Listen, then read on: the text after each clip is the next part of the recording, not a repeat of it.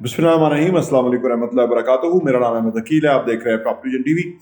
पैसे को कमाने के लिए और पैसे को बढ़ाने के लिए, यानी इन्वेस्टमेंट से पैसा कैसे बढ़ेगा, इस बारे में चंद तजावीज़ हैं जो कि आज की वीडियो में हम आपके सामने रखेंगे।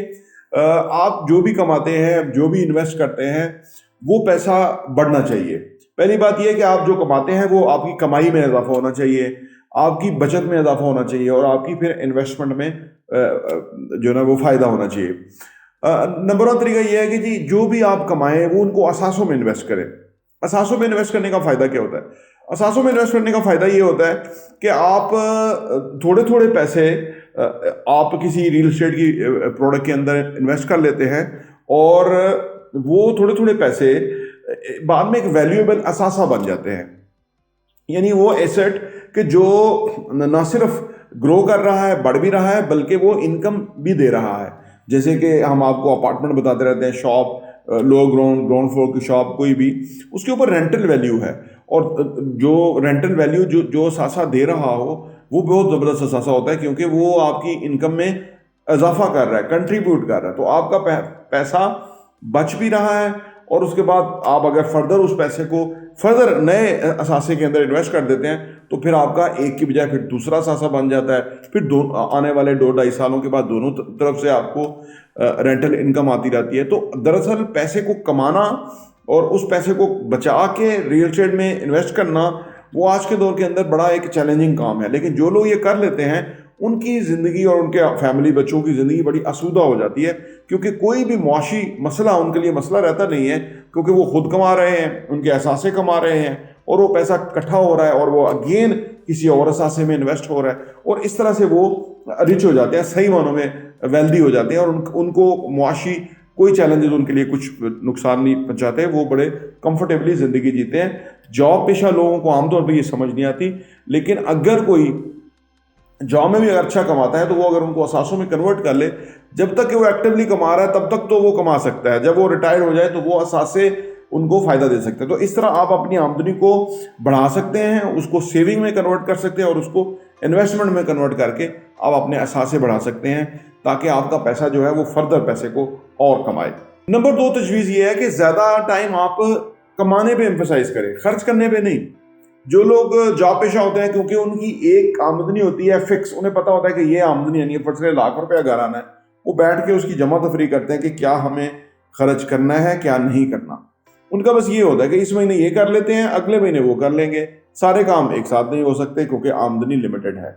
लेकिन अगर आप भले जॉब पेशा है, 8 घंटे आप कहीं काम करते हैं, उसके अलावा जितना भी आपका टाइम बचता है वो अगर आप बजाय के खर्च करने के बारे में सोचें, आप ये सोचें कि मैं कमा कैसे सकता हूँ, फर्दर कैसे कमा सकता हूँ, कौन से नए इनकम के जराए पैदा किए जा सकते हैं, कहाँ से नई इनकम आ सकती है, कौन सा वक्त जो है वो इन्वेस्ट किया जा सकता है सो दैट के फर्दर पैसे आए। तो अगर आप चाहते हैं कि आप ज़्यादा पैसा कमाएं या आपके पास पैसे ज़्यादा जुड़े और पैसा आपका बढ़े, तो आपको नए इनकम पैदा करने के जराए पैदा करने होंगे। और जब आप सोचेंगे उस तरफ तो उस तरफ से आपको रहनुमाई मिलना शुरू हो जाएगी, क्योंकि कहते हैं कि where focus goes energy flows. जो आप सोचते हैं उसी में आपको फर्दर डायरेक्शन मिलना शुरू होती है, रहनुमाई मिलना शुरू हो जाती है। तो हमेशा पैसा खर्च करने की सोचने की बजाय पैसा कमाने का सोचें। जो अखराजात करने हैं वो तो होने ही होते हैं, उस पर इतना एम्फसाइज करने की जरूरत नहीं है। ये सोचें कि और आमदनी कहाँ से आ सकती है, और अगर आप सोचेंगे, एम्फसाइज करेंगे, तो शुरू में थोड़ी थोड़ी आमदनी होगी, लेकिन बाद में वो एक बड़ी आमदनी के तौर पे कन्वर्ट हो जाएगी। जो लोग ओवर द ईयर्स इस तरह सोचते रहते हैं वो आमदनी के कई सारे जराए पैदा कर लेते हैं। नंबर 3 ये है कि अगर आप चाहते हैं कि पैसा आपके पास ज़्यादा रहे, आप उसको इन्वेस्ट करें, पैसा बढ़ाएं, तो गैर ज़रूरी अखराजात को कम कर दें। अब ये गैर ज़रूरी अखराजात हमने खुद पाले होते हैं, ऑल ऑफ सडन हम कम नहीं कर सकते, लेकिन ग्रेजुअली और स्लोली इनको ख़त्म करते जाएं। जैसे हम जो शॉपिंग करते हैं ना, जैसे वो हम जो भी चीज़ है वो ट्रॉली में डालते जा रहे हैं, ये नहीं सोच रहे कि हमारी जो लिस्ट है ये उसके अकॉर्डिंगली है भी कि नहीं है। कोई ऑफर लगी हुई है, कहीं एक साथ एक फ्री मिल रही है, या कोई 30% डिस्काउंट है। ये बात याद रखें कि जो लोग चीज़ें बेच रहे होते हैं उनको आर्ट आता है बेचने का, और वो बड़े तरीके से आपको बेच जाते हैं और आप बेध्यानी में वो कुछ खरीद लेते हैं कि जो आपको नहीं खरीदना था। कहते हैं कि अगर आप वो कुछ खरीद रहे हैं जो आपको नहीं खरीदना था, तो कुछ ही अरसे के बाद आप वो कुछ बेच रहे होंगे जो आपको नहीं बेचना था।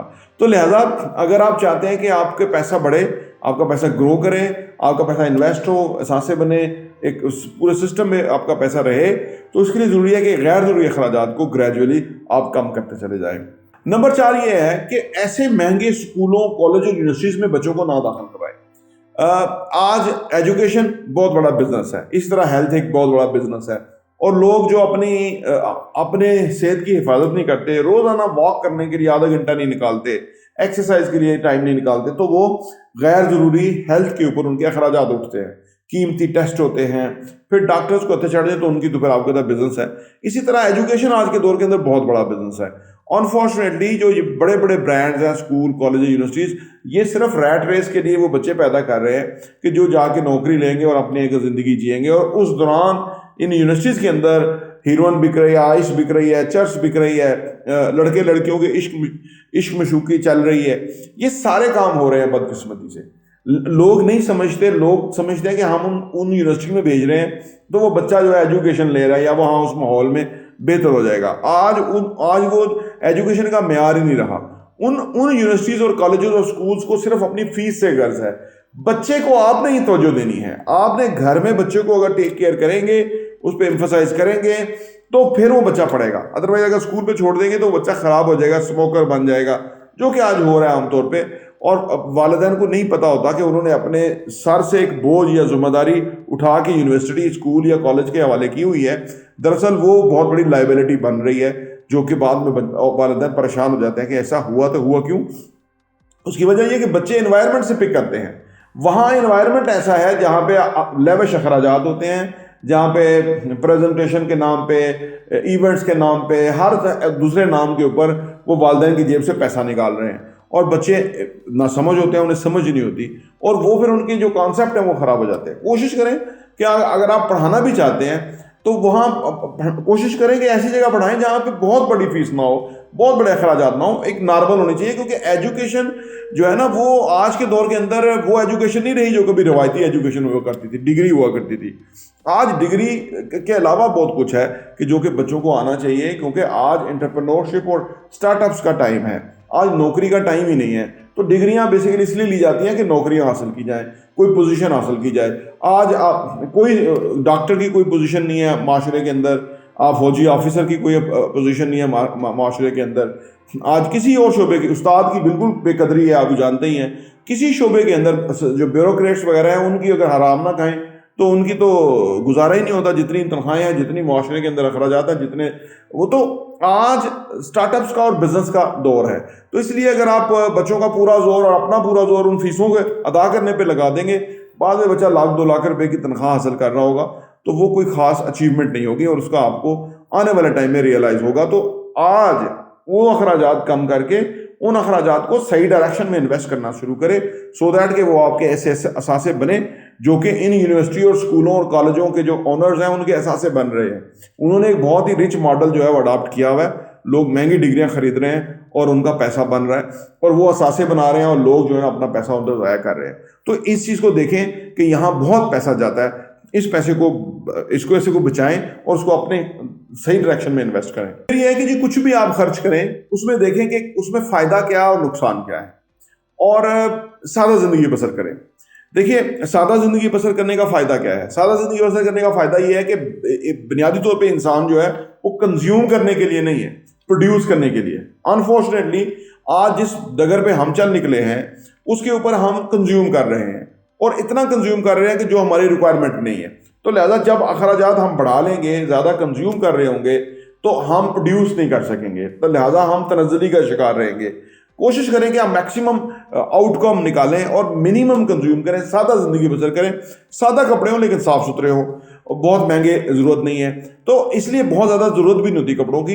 ये भी एक ऑब्सेशन हो जाता है लोगों के, वो हर वक्त ख़रीदते रहते हैं ताकि वो अच्छा लगे। अच्छा बंदा कपड़ों से नहीं लगता, अच्छा बंदा अपने आइडियाज़, ख्यालात और नज़रियात से लगता है। तो लिहाजा इधर भी बेजा अखराजात ना करें, सादा ज़िंदगी बसर करें, सादा डाइट लें, बाहर से खाना खाने की जरूरत नहीं है। जूसेस जो है वो सारा प्रॉब्लम है आज तो हर चीज़ खुल के लोगों को बता दी गई है कि किन चीज़ों में क्या क्या मसाइल हैं।